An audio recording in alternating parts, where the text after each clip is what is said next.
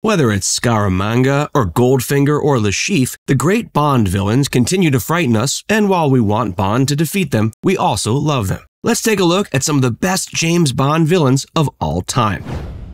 Francisco Scaramanga.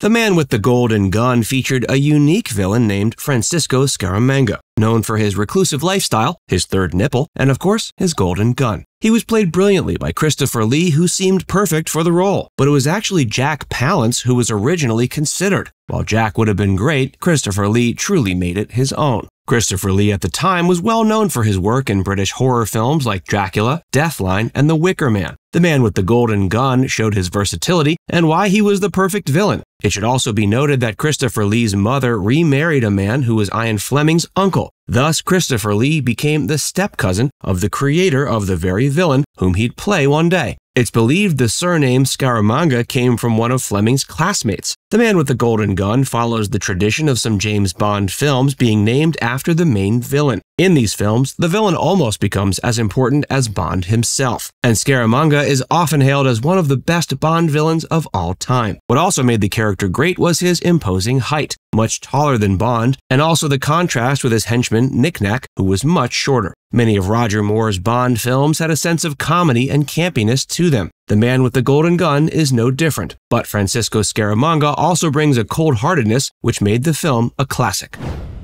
Goldfinger.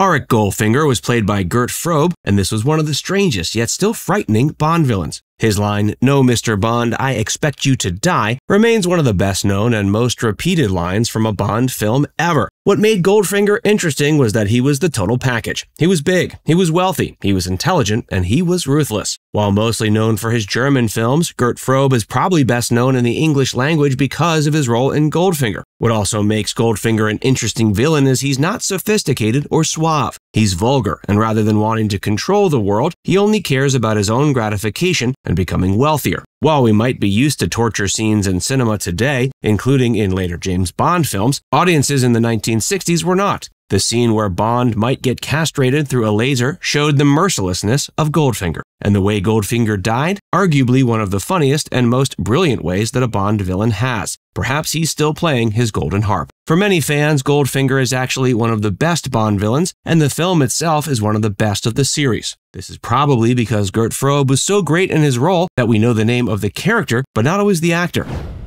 Dr. No.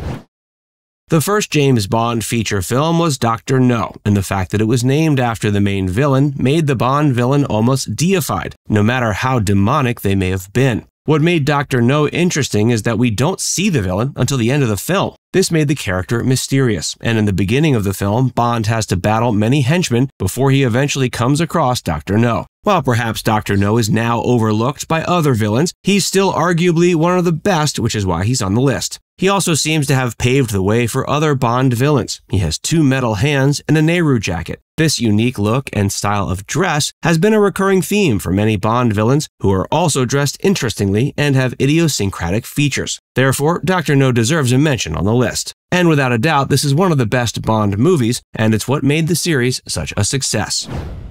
Red Grant. Of course, Bond films sometimes had one or more major villains. From Russia with Love had a villain which we'll explore later. It also had a few henchmen and one henchwoman. One of the henchmen was featured heavily in the film that he's worth seeing as a villain in his own right. This was Donald Red Grant, played by Robert Shaw. Red Grant was one of the most ruthless and violent villains, and throughout the film, we see him doing nothing but kick ass. He stalks James Bond, and his only mission is to kill 007. When the 2 gentlemen finally meet, he's menacing, and yet he presents himself as a friend. When he and Bond eventually fight, we almost feel like he'll defeat Bond, as he puts up a great fight. He's one of the many reasons as to why From Russia with Love is one of the greatest Bond films of all time. Chiffre.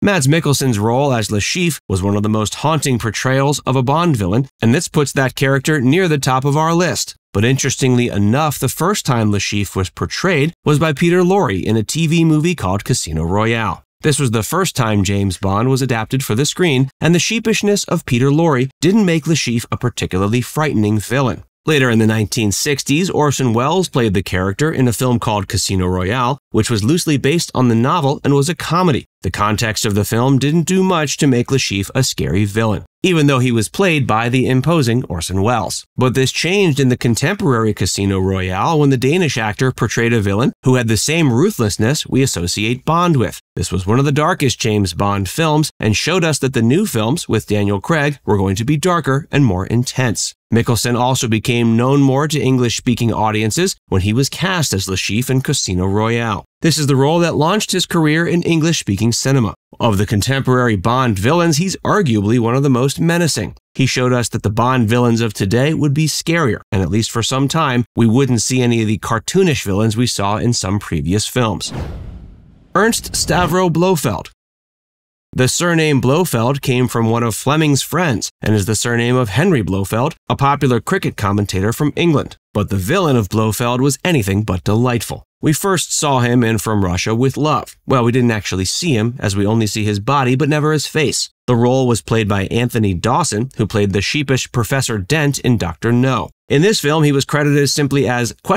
Which helped create the mystique of the villain who, through his company, Spectre, wanted to rule the world. Blofeld was played by different actors in different films, most notably by Donald Pleasance and Telly Savalas. We saw him again recently, played by Christoph Waltz, starting in Skyfall. What makes this new iteration of Blofeld so exciting is that there's a backstory of him and Bond growing up as children together. This makes him all the more frightening. What made Blofeld the best villain is he wasn't cartoonish and had no morals whatsoever. In On Her Majesty's Secret Service, he doesn't seem to spare Bond as he's trying to leave MI6 forever. His henchmen miss Bond and end up killing his wife Teresa. This Bond film ends in sadness, and it's thanks to Blofeld. We expect we'll always see Blofeld as one of Bond's biggest enemies. Now it's time to hear from you. Are you a fan of the James Bond series? Who's your favorite villain of all time? Let us know in the comments section below.